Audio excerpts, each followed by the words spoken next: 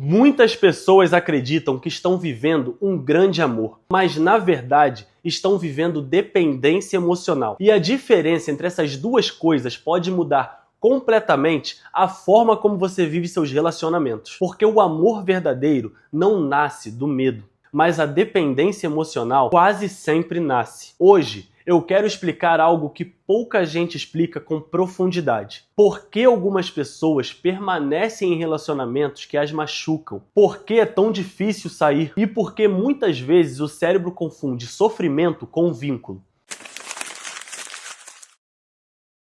Se você já sentiu que precisava de alguém para se sentir inteiro, esse vídeo pode mudar completamente a forma como você entende suas próprias emoções. Existe um erro muito comum quando falamos sobre relacionamentos: confundir intensidade emocional com amor. A intensidade pode ser muito forte. Pode envolver saudade extrema, pensamentos constantes, medo de perder, necessidade de atenção, mas intensidade emocional não significa que o relacionamento é saudável. Na dependência emocional, o vínculo muitas vezes é sustentado por três coisas principais: medo de abandono, carência emocional e necessidade de validação. Ou seja, a relação deixa de ser um encontro entre duas pessoas e passa a ser uma tentativa de preencher algo que está faltando dentro de nós. Para entender dependência emocional, precisamos entender o cérebro. Relacionamentos ativam um sistema muito importante, chamado sistema de recompensa. Esse sistema envolve neurotransmissores como a dopamina, ocitocina e a serotonina. A dopamina está ligada à expectativa e recompensa. A ocitocina está ligada ao vínculo e ao apego.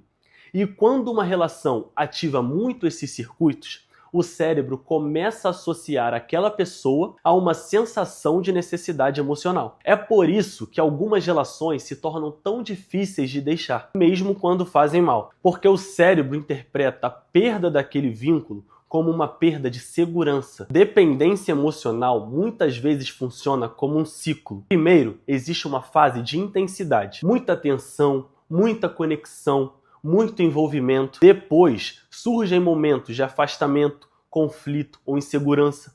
E quando o relacionamento retorna para uma fase de proximidade, o cérebro experimenta um alívio muito forte. Esse ciclo de tensão e alívio reforça o vínculo emocional. E quanto mais esse ciclo se repete, mais difícil fica de sair da relação, porque o cérebro aprende a buscar novamente aquele alívio. Dependência emocional não surge do nada. Ela geralmente está ligada à história emocional da pessoa. Alguns fatores comuns são história de abandono emocional, baixa autoestima, necessidade intensa de aprovação, experiências afetivas instáveis da infância. Quando alguém cresce sem segurança emocional suficiente, pode aprender a buscar no relacionamento aquilo que não encontrou dentro de si. E isso cria uma relação baseada em sobrevivência emocional. Alguns sinais são bastante comuns: sentir que sua felicidade depende completamente de outra pessoa, medo constante de ser abandonado, aceitar situações que ferem seus próprios limites, sentir ansiedade intensa quando o parceiro se afasta, ou ter dificuldade de imaginar a própria vida sem aquele relacionamento. Quando esses sinais aparecem de forma intensa, é importante começar a refletir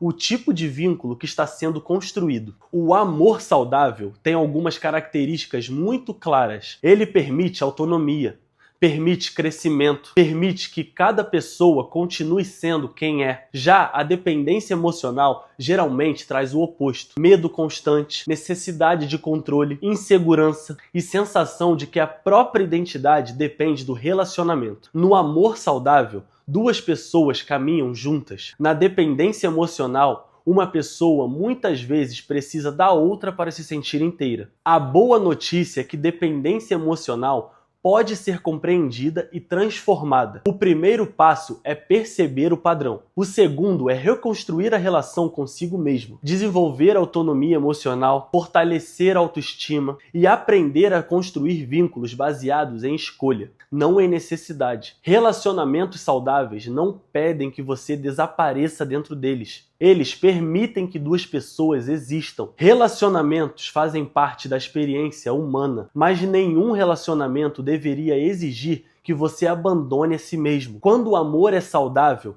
ele traz paz. Quando ele traz medo constante, talvez seja a hora de olhar com mais profundidade para o que está acontecendo. Entender isso não é fraqueza, é maturidade emocional. E muitas vezes é o primeiro passo para construir relações mais livres, mais conscientes e mais saudáveis.